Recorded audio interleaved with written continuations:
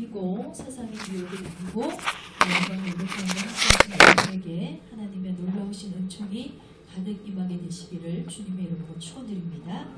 자, 앞서 보신 영상 속 주인공은 키가 134cm의 아주 작은 키를 가진 국제사회복지사 김혜영 선교사님이십니다.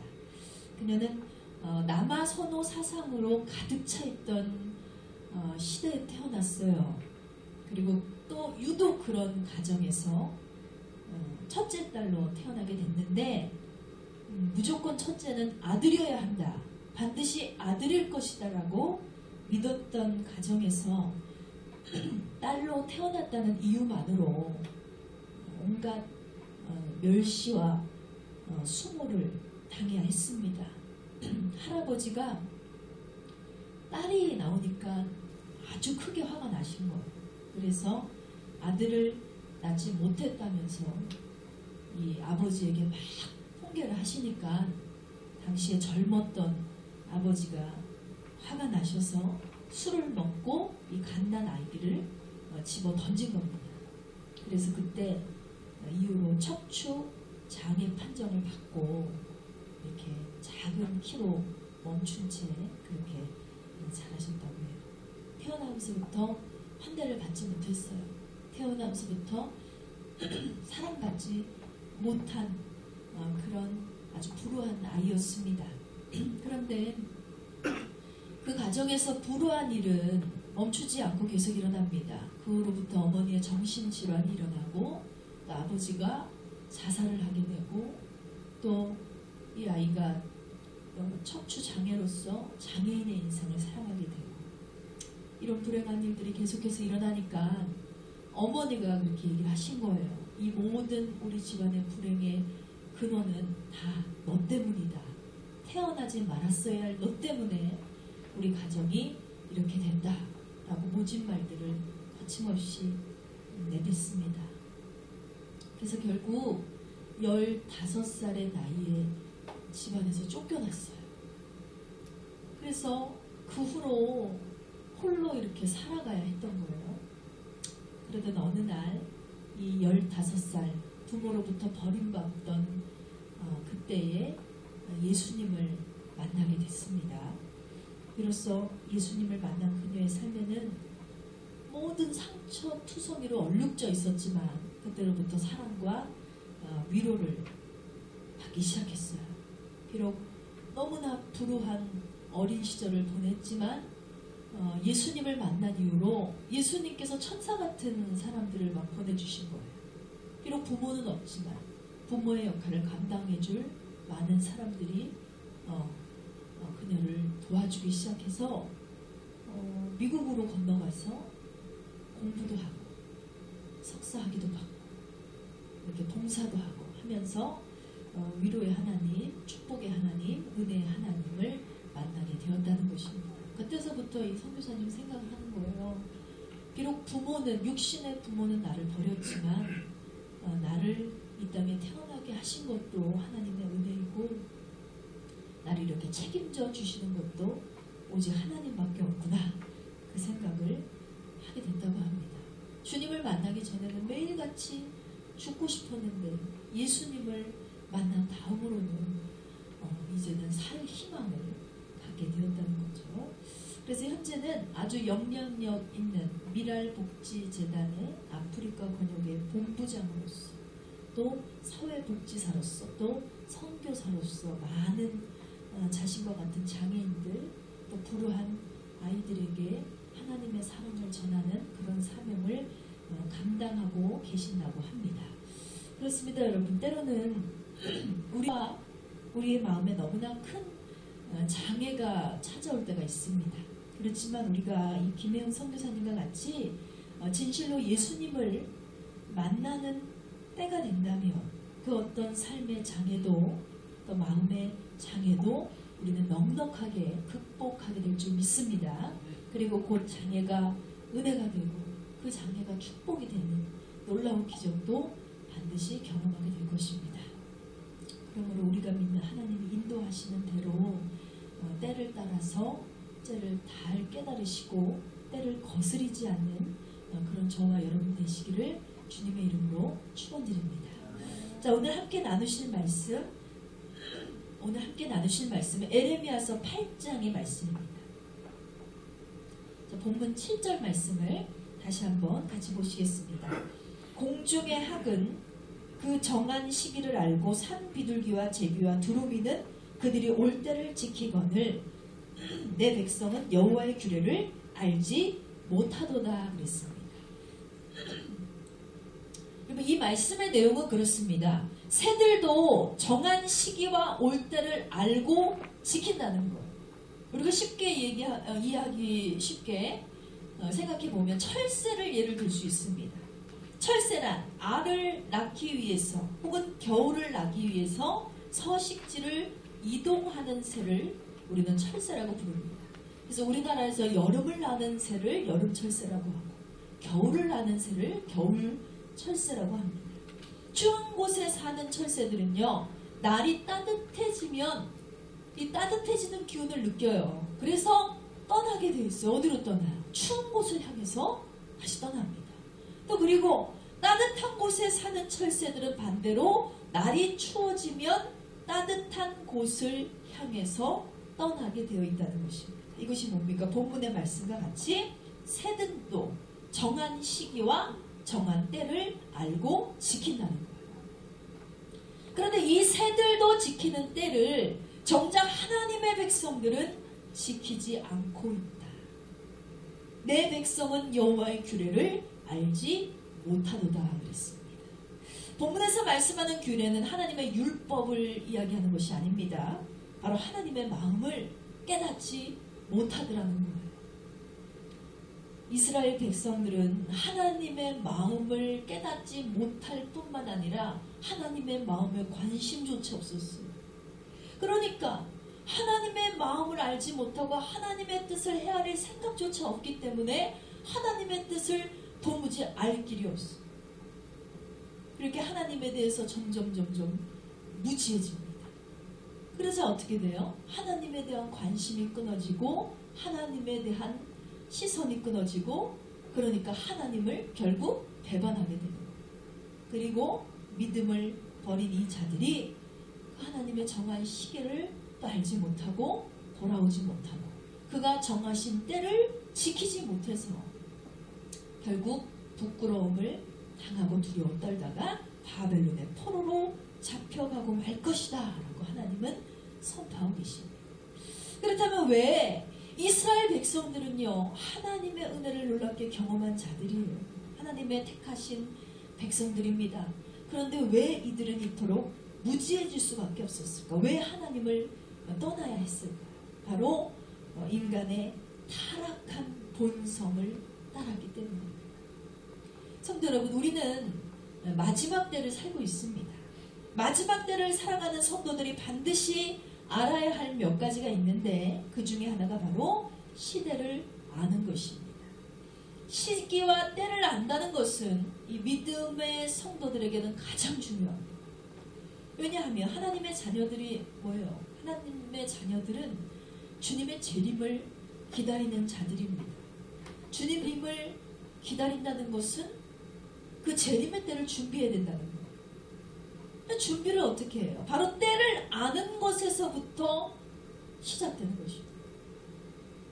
그러므로 하나님이 주시는 이 말씀을 통해서 우리가 하나님께서 정한 시기와 때를 알고 지키는 거듭난 그리스도인들이 되시기를 주님의 이름으로 축원드립니다. 자, 다시 본문으로 돌아가서 더 구체적으로 살펴보면 하늘의 제비도 두루미도 때를 안다 그랬어요. 여러분, 만일 제비가 때를 모른다면 어떻게 될까요? 날씨가 추워지는데 제비가 떠날 때를 인식하지 못하고 그냥 그 자리에 있는 거예요. 그럼 어떻게 돼요? 날이 추워지니까 따뜻한 곳에서 살아야 될 제비는 곧 얼어 죽고 말 것입니다. 마찬가지예요. 우리는요, 하나님의 정하신 때를 알지 못하고 하나님의 정하신 때를 깨어서 인식하지 못하면 우리의 생명은 죽어가게 되어 있습니다. 자, 마태복음 10장 16절 말씀을 한번 보시겠습니다. 예수님께서 이스라엘 집에 잃어버린 양떼들을 향해서 12제자를 보내시면서 다음과 같은 말씀을 하셨습니다. 그러므로 너희는 뱀같이 지혜롭고 비둘기같이 어떻게 하라? 순결하라 그러셨어요. 오늘은 계속해서 이 동물과 새하고 우리가 비교를 당하고 있어요. 하나님께서 만드신 모든 생물 중에서 가장 존귀와 영광을 받는 생물이, 피조물이 바로 인간입니다. 근데 우리가 이 동물만도 못해서 되겠습니까? 그런데 예수님은 우리에게 뭐라고 말씀하세요? 뱀처럼 지혜로워라, 비둘기처럼 순결해야 한다, 이렇게 말씀하고 계십니다. 왜 이런 말씀을 하셨느냐? 여러분, 세상에는 계절의 변화에 따라서 민감하게 반응하는 동물들이 많습니다. 그 중에 하나가 바로 뱀이에요.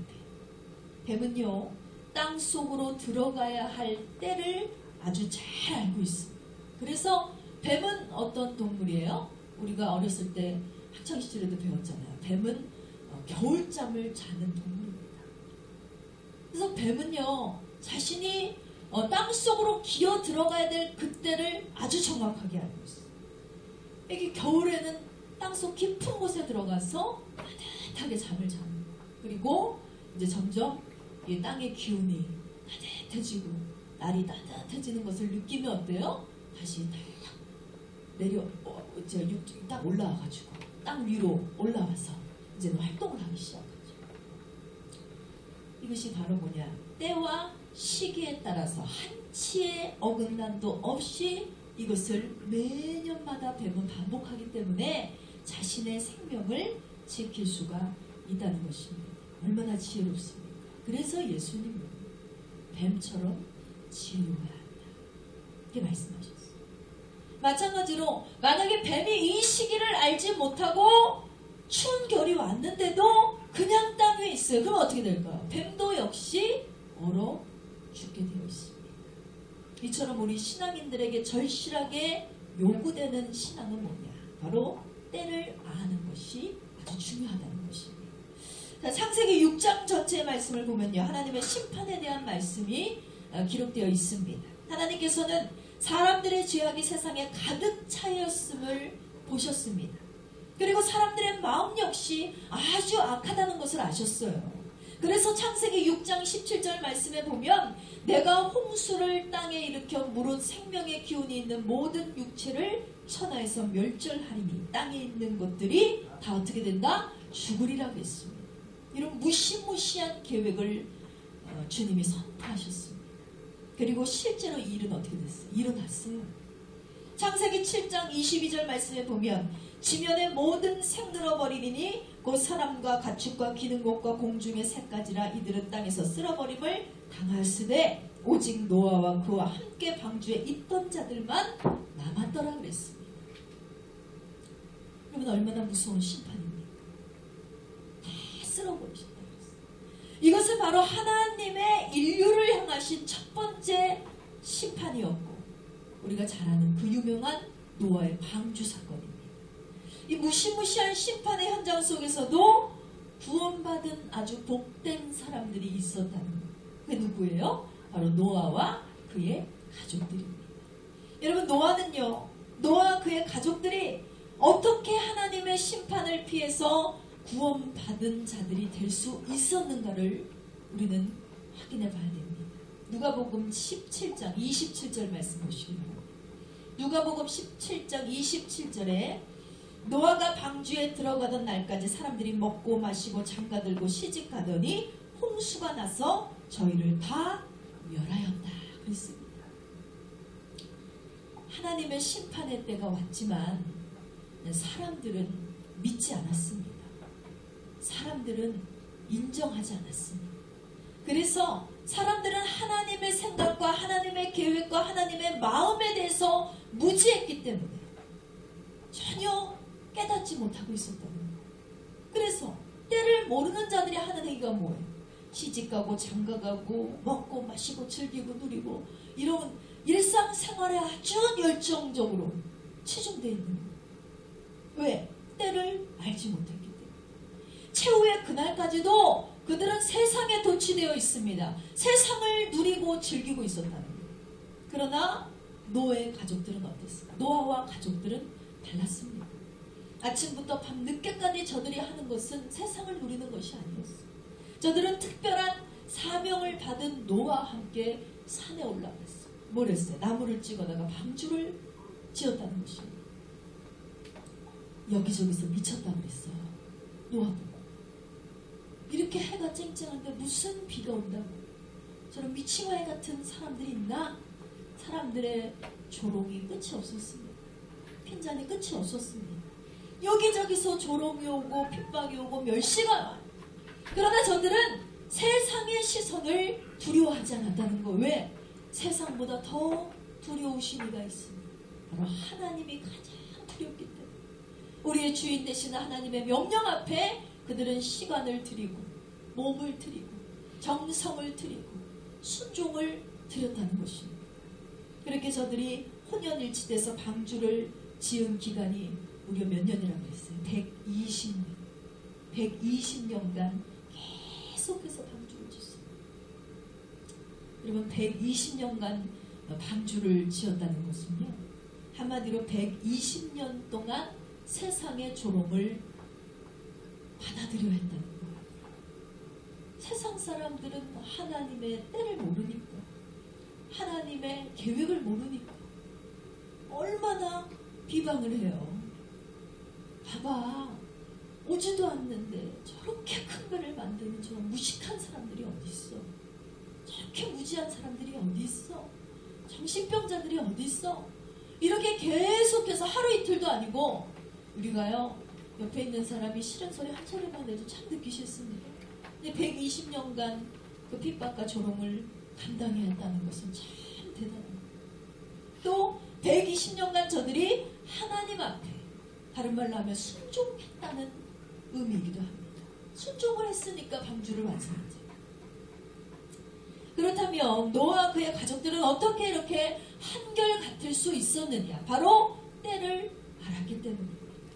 창세기 16장 13절을 통해서 하나님께서 노아에게 이렇게 말씀하셨습니다. 창세기 6장 13절에 하나님이 노아에게 이르시되 모든 혈육 있는 자의 포악함이 땅에 가득함으로 그 끝날이 내 앞에 이르렀으니 내가 그들을 땅과 함께 어떻게 하리라? 멸하리라 그랬습니다. 하나님께서는 이미 이 노아에게 때를 알려주셨다는 것. 지금은 심판의 때다. 사람들의 마음이 강포해졌고 사람들의 죄악이 만연하니 이제 이 땅은 끝을 보게 될 것이다. 내가 이 땅을 멸하리라. 그러니 너는 방주를 지어라. 그렇습니다, 여러분. 지금 우리에게 요구되는 신앙은 바로 방주를 지을 수 있는 믿음이 필요합니다. 아멘. 하나님의 말씀 앞에 하나님의 때를 알아서 하나님의 때를 따라서 주님의 말씀 앞에 순종할 수 있는 믿음이 필요하다는 거예요. 우리에게도 노아의 가족처럼 우리가 사는 시대가 어떤 시대인지를 정확하게 깨달을 수 있는 은혜가 임하게 되기를 주님의 이름으로 축원드립니다. 아멘. 누가복음 17장 26절에서 30절 말씀 다 같이 보시기 바랍니다. 누가복음 17장 26절 30절입니다. 노아의 때에 된 것과 같이 인자의 때도 그러하니라. 노아가 방주에 들어가는 날까지 사람들이 먹고 마시고 장가들고 시집가더니 홍수가 나서 그들을 다 멸망시켰으며 또 롯의 때와 같으리니 사람들이 먹고 마시고 사고 팔고 심고 집을 짓더니 롯이 소돔에서 나가던 날에 하늘로부터 불과 유황이 비오듯이 하여 그들을 멸망시켰느니라.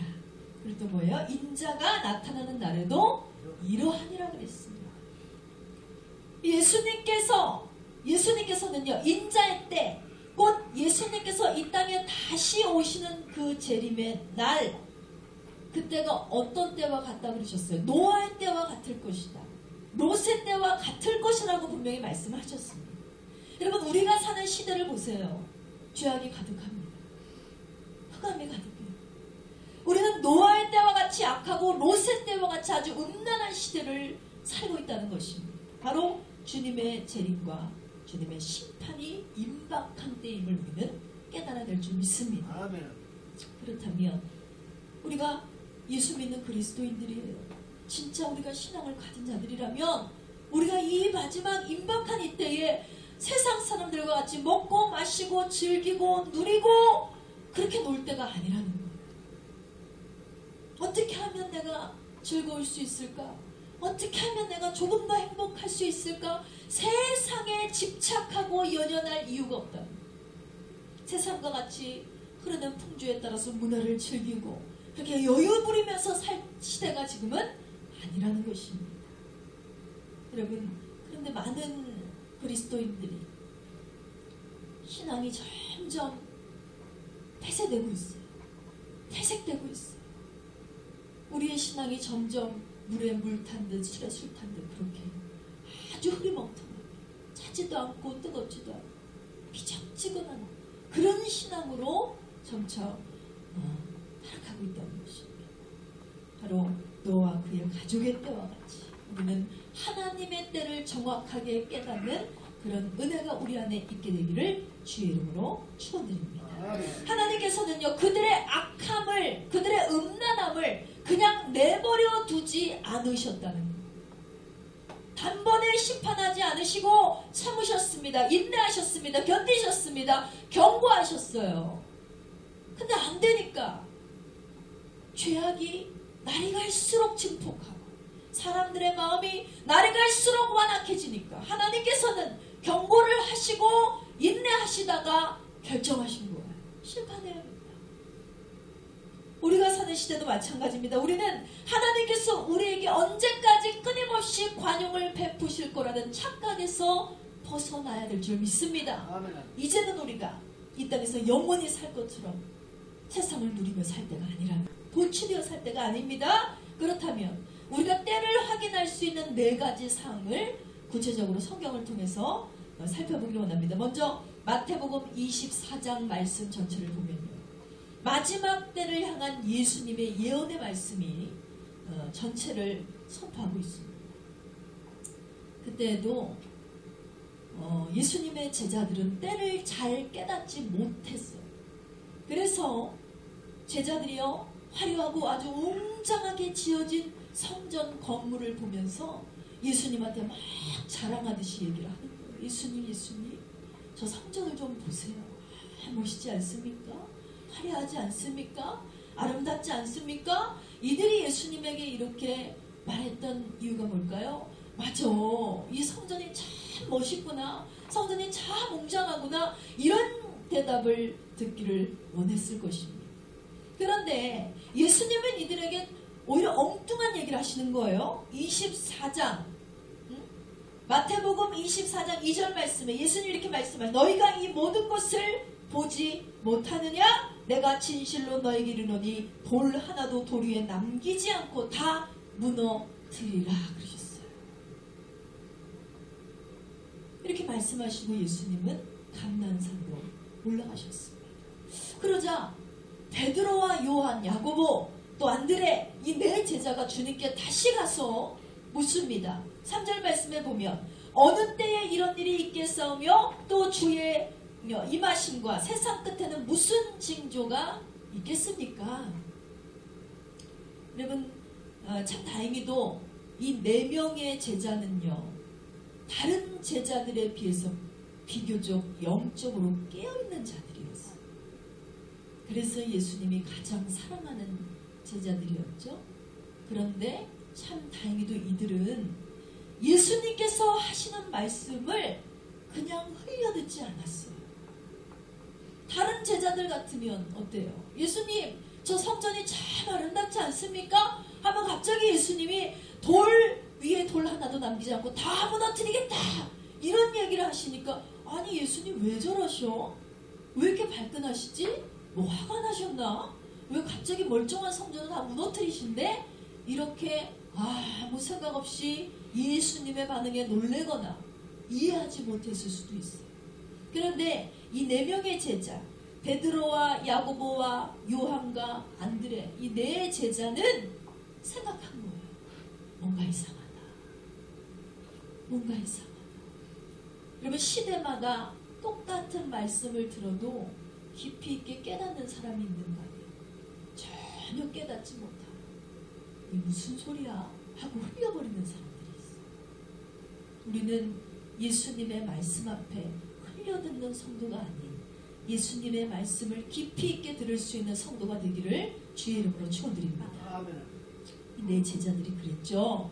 참 다행히도 제자들은 다시 예수님을 쫓아 감난산으로 가서 예수님의 말씀이 이것은 그냥 하시는 말씀이 아니다. 의미심장한 말씀이다. 우리는 예수님께 물어야겠다 해서 그들이 찾아갑니다.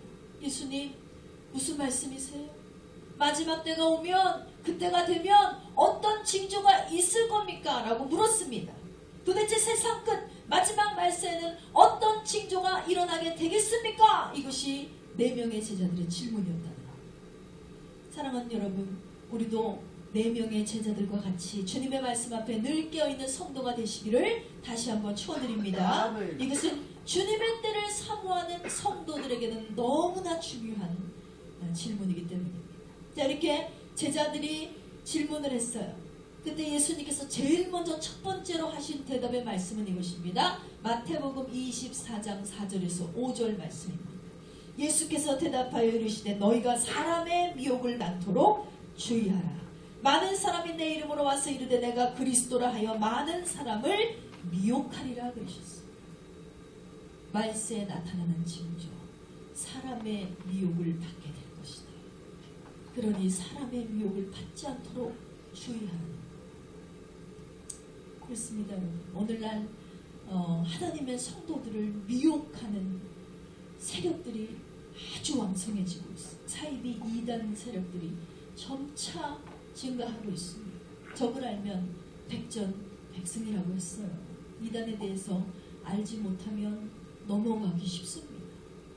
아주 옛날만 해도 이단들은요, 너무 드러날 정도로 저들이 계략이 보였어요. 그리고 하나님을 인정하지 않거나 예수 그리스도를 인정하지 않거나 뭐 이런 경우가 많았는데 요즘 이단들은 아주 발전했습니다. 얼핏 들으면 정확하게 성경을 알고 있는 것 같고 얼핏 들으면 우리가 믿는 하나님에 대해서 동일한 것 같아서 웬만한 사람들은 구별하기가 참 어렵습니다. 요즘 이단들도 어때요? 특징이 뭐냐면 이단들도 특별한 명칭을 잘 안 사용해요. 그리고 항상 교회라는 명칭, 목사, 전도사, 선교사 다 있으면 똑같이 씁니다. 그렇기 때문에 더 우리가 저들이 위장하는 경우를 알지 못하는 경우가 굉장히 많아서 그 미혹의 수는 점점 증폭되고 있다는 것입니다. 우리가 익히 알고 있는 여호와 증인들이 있습니다. 여호와 증인들 저들도 굉장히 오래됐어요. 여호와 왕국 회관이 막 곳곳에 있는데 저들의 교리는 그거예요. 성부, 성자, 성령 삼위일체 하나님을 인정하지 않습니다. 그리고 하나님과 예수님이 동등됨을 인정하지 않습니다. 예수를 전적으로 부인하는 단체가 바로 여호와 증인이에요. 그래서 저들이 가장 크게 주장하는 것은 뭐냐? 그 중에 하나가 자신들은 죄가 없다는 거예요. 죄가 없대요. 그래서 사람의 육체가 죽는 동시에 영혼도 함께 죽기 때문에 천국이나 지옥이 없다는 거예요. 그래서 세상을 마음껏 누리며 살아도 괜찮아. 어차피 우리가 막 쾌락을 즐기고 음란하고 누리고 그렇게 살아도 우리에게 죄가 수용되지 않기 때문에 괜찮아. 그리고 한번 죽으면 끝이야. 괜찮아.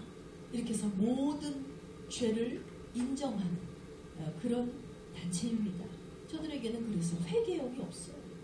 회개형이 없어요. 왜 회개해요? 다 괜찮은데, 다 자기가 잘했는데. 그래서 세상을 끊지 못하고 사는 많은 그리스도인들이 빠지고 있어요.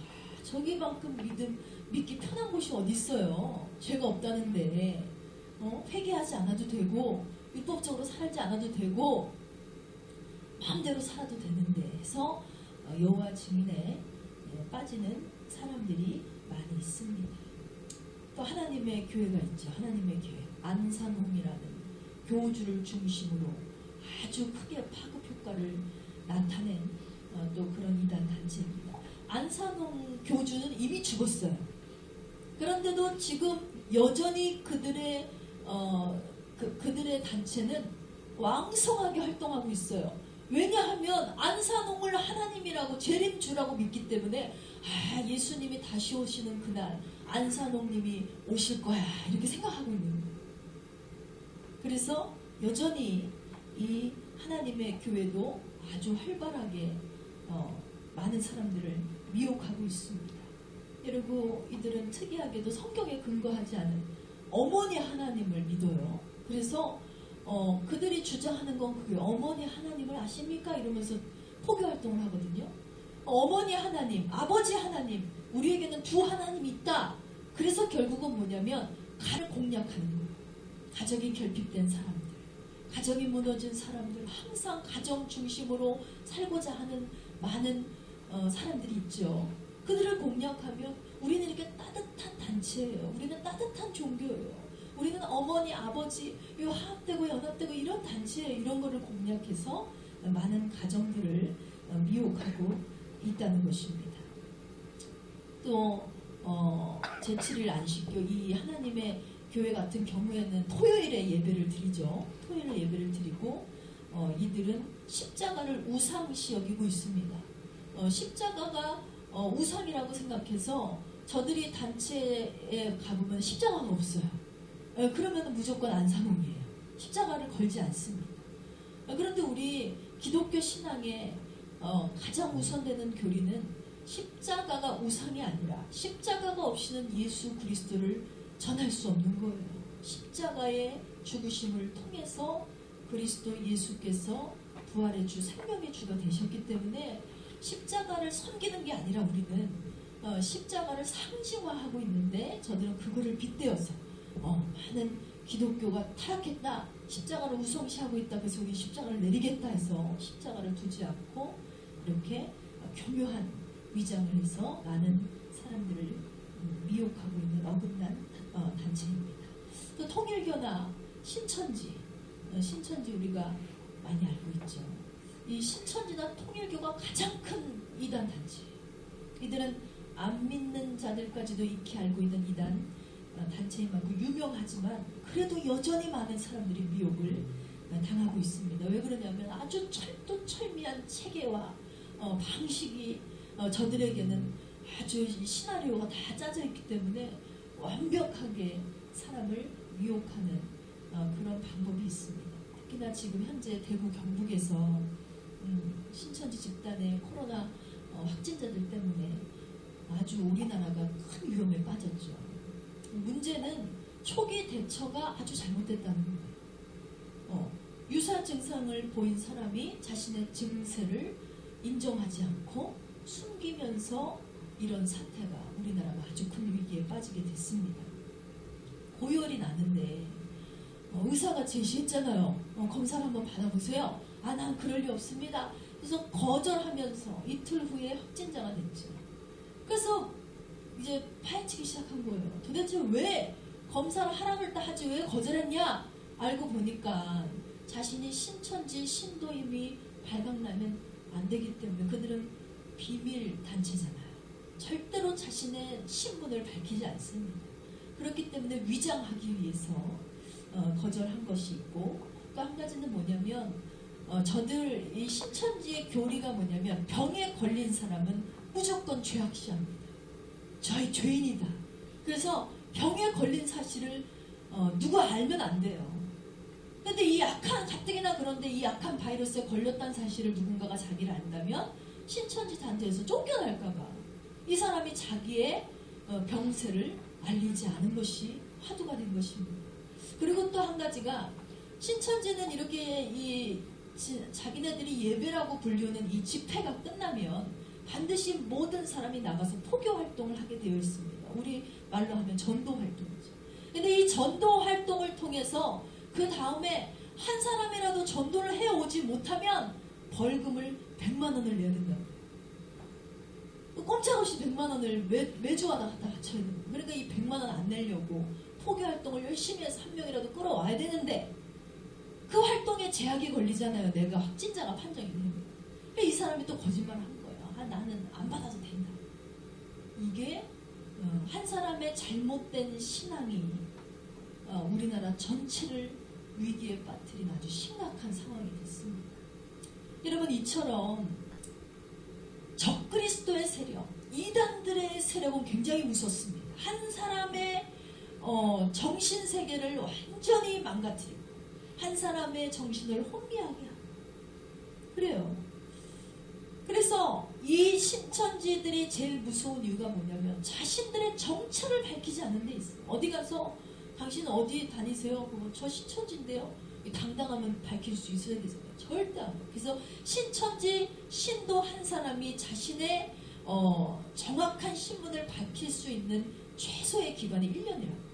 1년 동안은 자기 그냥 교회 다닌다고. 그냥 예수 믿는다고. 그리고 더 특이한 것은 자신들이 오히려 신천지 출입 금지 이렇게 금지도 붙여놓고 같이 신천지 막 욕도 하고 하면서 아주 세밀하게 한 사람을 완전하게 포교하기 전까지는 절대로 자신의 신분을 밝히지 않는다고 합니다. 그래서 굉장히 무서운 거죠. 그래서 결국 우리나라가 이렇게 거짓 진리와 거짓 교리로 사람을 무섭게 매도하는 이단 단체 때문에 현재 아주 곤욕을 치르고 있는 것입니다. 이것은 단순한 이 질병의 문제뿐만이 아니에요. 우리의 영혼의 문제에 달려있다는 거예요. 그래서 여러분, 우리를 죽이고 속이고 멸망시키는 이 악한 세력에게 우리가 미혹당하지 않으려면 어떻게 해야 돼요? 내가 성경을 더 잘 알아야 돼요. 그리고 내가 살아계신 주님을 진실로 만나는 자가 되지 않으면 누구나 미혹될 수가 있다는 것입니다. 스가랴 13장 3절 말씀에서도 예수님의 이름을 빙자하는 거짓 예언자들이 나옵니다. 사람이 오히려 예언할 것 같으면 그 낳은 부모가 그에게 이르기를 내가 여호와 이름을 빙자하여 거짓말을 하니 살지 못하리라 그랬습니다. 이들은요 사람의 영혼을 유괴하는 영적 사기꾼들입니다. 보이지 않은 것을 본 것처럼 예언하고 듣지 않은 것을 들은 것처럼 예언하는 자. 안타까운 것은요 오늘날 많은 성도들이 이 거짓 예언에 빠져있다는 거예요. 분별을 하지 못하니까 교회 안에서도 뭐 예언자다 은사자다 해가지고 실제 진짜 하나님의 은혜 가운데 예언의 은사를 받고 통변의 은사를 받은 자들도 있지만 그렇지 않은 자들이 있다는 거예요. 그렇지 않은 거짓으로 사람의 영혼을 파헤치는 자. 또 에레미야 6장 14절에서도 말씀하고 있습니다. 그들이 내 백성의 상처를 심상히 고쳐주며 말하기를 평강하다 평강하다 평강하다 하나 평강이 없도다 그랬습니다. 백성들에게 거짓으로 평강을 선포하는 거예요. 죽어있는 자를 보고도 살아있다고 얘기해요. 분명히 저 사람은 축적인 신앙을 가졌는데도 저 사람이 알고 계라고 막 죽여주고 은혜를 다 쏟고 이미 성령이 소멸됐는데도 불구하고 성령님이 충만하게 임하셨습니다. 성도님에게 막 격려하는 거예요. 우리가요 특정한 단체나 특정한 이름난 이단만 주의해서 될 것이 아니라 개개인적으로 하나님의 말씀을 왜곡하고 폄하해서 해석하는 이런 사람들의 미혹도 반드시 여러분 주의해야 될 것입니다. 예수님의 경고를 잊지 마세요. 사람의 미혹을 주의하라 그랬어요. 거짓 선지자들이 많이 일어났어. 많은 자들을 미혹할 것이다. 이것이 마지막 때에 일어나는 현상이라는 것입니다. 그러므로 우리가 반드시 주의하고 깨어있어서 하나님의 뜻을 제대로 분별할 수 있는 영을 소유하게 되기를 주님의 이름으로 축원합니다. 두 번째로 예수님께서 말씀하신 마지막 시대의 징조가 있습니다. 마태복음 24장 12절의 말씀입니다. 불법이 성함으로 많은 사람의 사랑이 식어지리라 그랬습니다. 여러분 불법이 뭐예요? 불법은 하나님의 말씀을 어기는 것이 불법입니다. 하나님께서 하지 말라는 것을 하고 하나님께서 가지 말라는 것을 가는 것, 이것이 바로 불법입니다. 오늘날 교회 안에서 이런 일이 벌어질 거라는 사실을 예수님이 이미 아셨어요. 그래서 2000년 전 감난산에서 마지막 때가 되면 이 땅의 교회들 안에 불법이 성하게 될 것이다 이렇게 예언을 하십니다. 구체적으로 하나님이 보시기에 불법은 뭘까요? 마태복음 21장 12절에서 13절 말씀입니다. 예수께서 성전에 들어가서 성전 안에서 매매하는 자들을 쫓아내시고 돈 바꾸는 자들의 상과 비둘기 파는 자들의 의자를 둘러엎으시고 저들에게 이르시되 기록된 바 내 집은 기도하는 집이라 일컬음을 받았거나 하였거늘 너희는 강도의 소굴을 만드는도다 그랬습니다. 사랑하는 여러분, 하나님의 집에서는 어떠한 이유가 됐든 간에 어떠한 목적으로든 매매 행위를 절대로 해서는 안 된다. 이곳은 기도하고 예배하고 하나님만 높이는 처소임을 믿으시기 바랍니다. 근데 많은 교회들이요, 지금 교회 안에서 매매 행위를 아주 활발하게 하고 있어요. 불법이. 이 불법은 시대를 타고 흐르는데요. 지금 어떤 교회는 보니까 친교를 위해서 교회 내에 사교장을 만들었어요. 그래서 이 문화센터 같은 그런 걸 만든 거예요. 그래서 우리 지역 주민들을 전도하겠다 이런 아주 당찬 포부를 밝혔지만 결국은 그들이 사교장을 만들었어요. 그들을 이렇게 해가지고 쫙 달라붙는 옷을 입고 남녀가 부둥켜갖고 막 춤을 추는 거예요.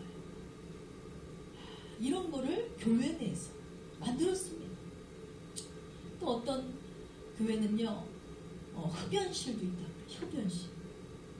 외부 성도들을 끌어들이려면 우리가 지역사회를 위해서 봉사해야 된다 해서 흡연실을 당당하게 교회 안에 만들어놨어요. 참 대단하죠. 성령의 기름 부음 안에서 담배를 끊게 하기는커녕 오히려 부추기고 있는 거예요. 과연 여러분, 남녀가 얼싸안고 사교춤을 추는 모습을 보고 예수님은 과연 뭐라고 얘기하실까요?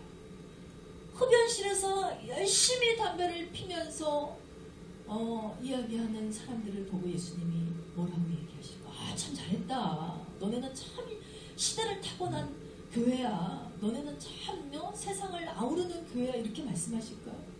그렇지 않다는 거예요. 교회는 교회다워야 합니다. 교회는 구별돼야 됩니다. 근데 이게 진짜 무식한 거예요. 그리고 또 어떤 교회는요, 교회 행사를 빙자해서 사물놀이를 하는 교회도 많이 늘어나고 있습니다. 이 교회는 진짜 무식한 거예요. 여러분, 사물놀이가요, 우리나라 전통 놀이로 알고 계신 분들이 많이 있지만 이것은 유교 사상에서 비롯된 행위입니다. 그래서 사물놀이 하면 악기가 4가지가 나와요. 장구, 북, 징, 꽹과리 이렇게 나와요. 저도 어렸을 때 학교에서 배운 적이 있어요. 장구 치는 거. 배운 적이 있는데 그때 배웠어요. 그때 이 악기들이 각자가 맡은 역할이 있어요. 하나는 비, 하나는 바람, 하나는 구름, 하나는 천둥이에요. 결국은 뭐냐면 이 장구는 비 역할을 맡아서 비신을 불러오는 거예요. 그리고 꽹과리는 천둥신을 불러오는 역할을 하는 거예요.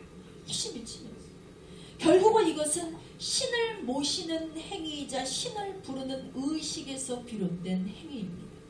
그래서 무당들이요, 구슬할 때 사물놀이단을 불러서 구슬하는 경우가 굉장히 많습니다. 근데 이것도 모르는 교회들이 무식하게 교회 행사를 하겠다고 사물놀이단을 불러가지고 막 하는 그게 뭐예요? 온갖 잡신을 다 불러일으키고 하나님의 제단에서 온갖 잡신을 부르는 행위를 서슴없이 하고 있다는 것입니다.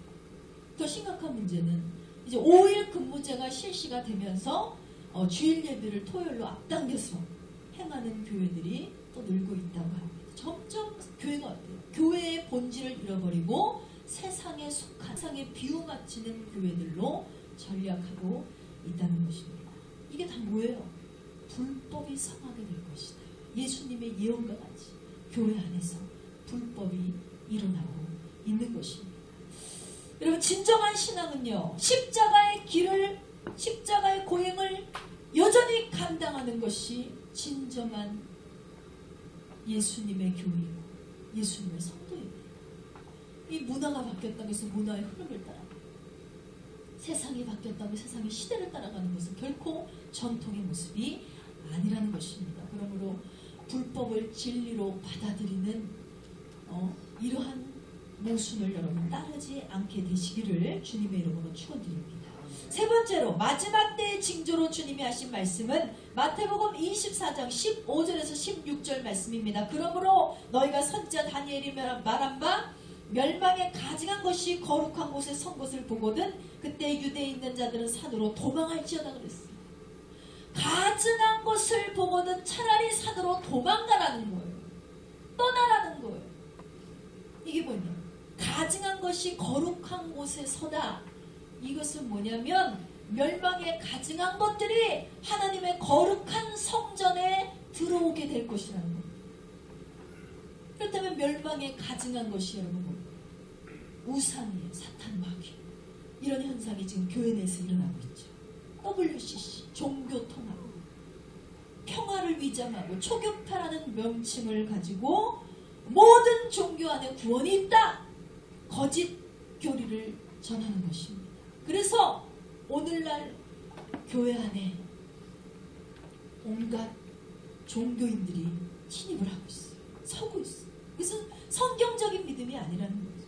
사도행전 4장 12절 말씀은 분명하게 이 부분을 확증해주고 있습니다. 다른 이로서는 구원을 받을 수 없나니 천하 사람 중에 구원을 받을 만한 다른 이름을 우리에게 주신 일이 없습니다. 그랬습니다.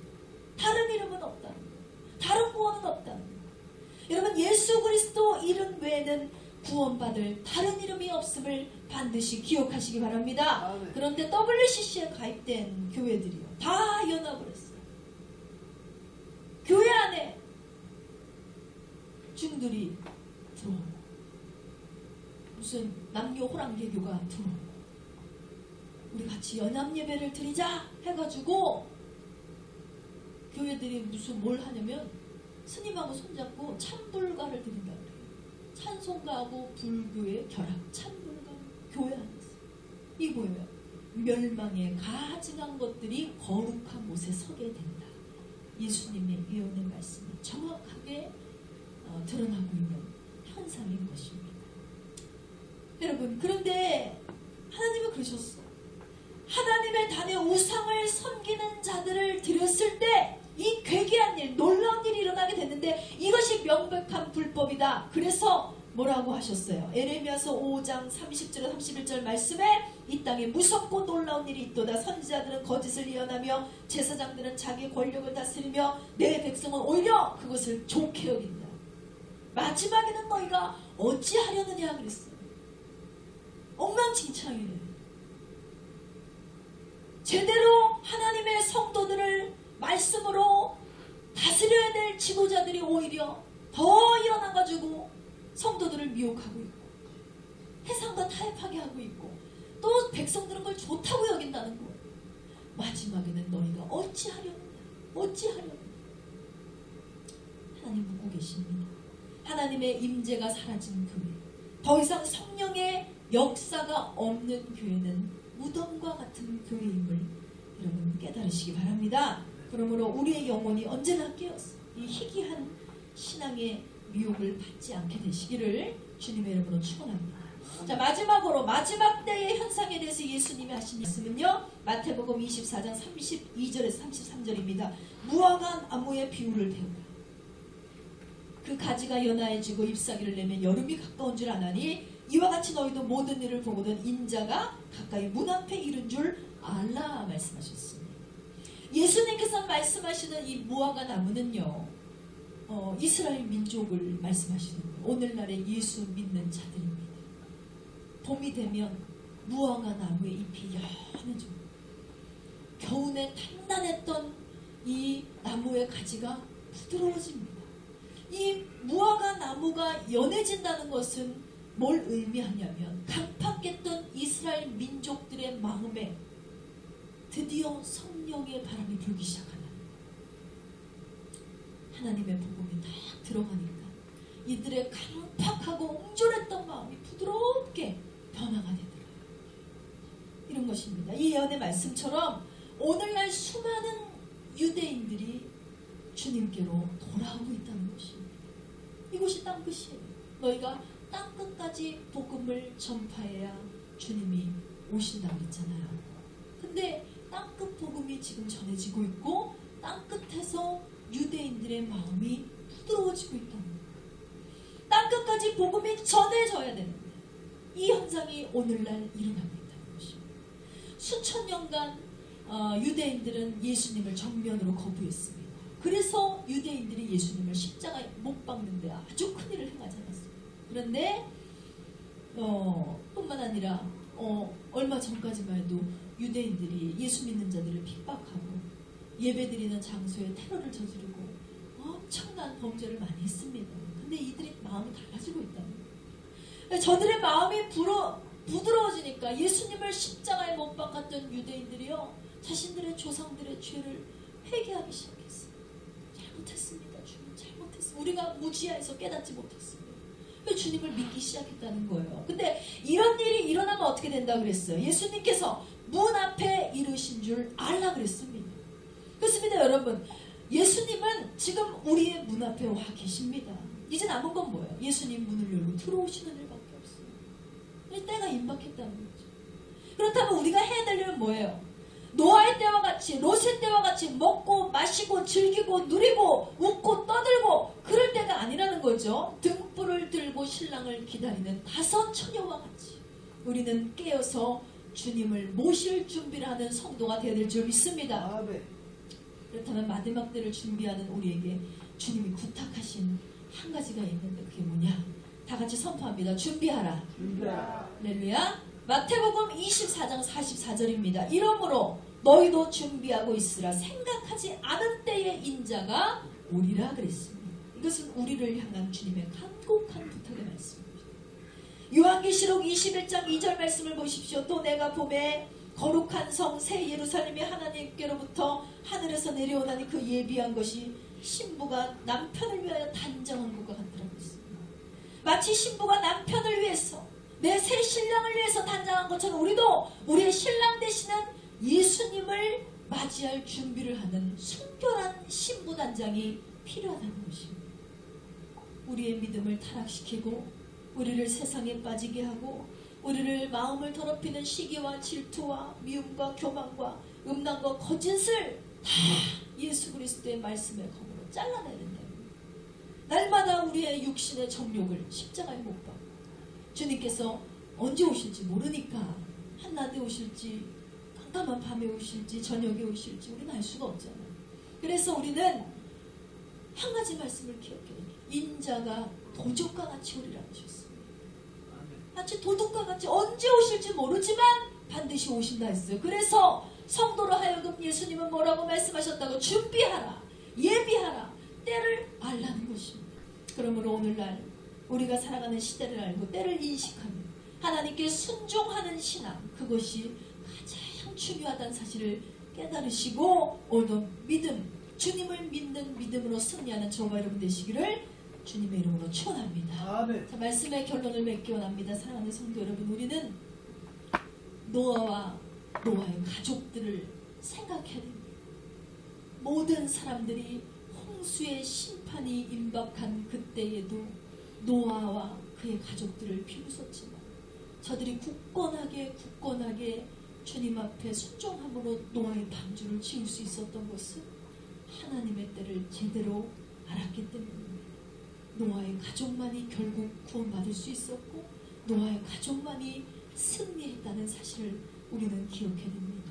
그래서 저와 여러분도 구원의 방주를 준비하는 마음, 우리는 하나님을 더욱더 깊이 바라보는 믿음을 가져야 될 것입니다. 나의 마음의 방주를 짓고 나의 생활의 방주를 짓고 나의 믿음이 굳건하고 튼튼하게 어떠한 미혹도 견딜 수 있는 그런 튼튼하게 지어진 방주가 되고 우리가 섬기는 교회가 구원의 방주가 되기를 기도하고 우리의 마음속에 구원의 방주가 임하기를 항상 강구하고 그런 믿음이 될 때 우리는 분명히 주님을 만나게 될 것입니다. 그러므로 오늘도 우리 모두가 주님의 아름다운 신부로 단장되어서 주님 진짜로 오시는 그날이 되었을 때 주님과 함께 영원한 안식에 거하게 되는 저와 여러분 되시기를 주님의 이름으로 축원합니다. 이 시간 다 같이 기도하기 원합니다. 간절히 기도할 때 하나님 주를 보길 원합니다. 주를 만나길 원합니다. 아버지 때가 임박한 이 때를 인식하지 못하고 때를 알지 못하면 우리도 노아의 때와 같이 롯의 때와 같이 쓸려 없어져 버리는 그런 멸망의 자녀가 될 수밖에 없습니다. 하나님 이제는 우리가 정말 깨어진 자들이 되어서 정말 주님 앞에 낮아진 자가 되어서 하나님의 말씀 앞에 순종하고 하나님의 뜻을 깨닫고 때를 인식할 수 있는 그런 믿음이 되게 해달라고 이 시간 주여 삼창하시고 기도하시겠습니다.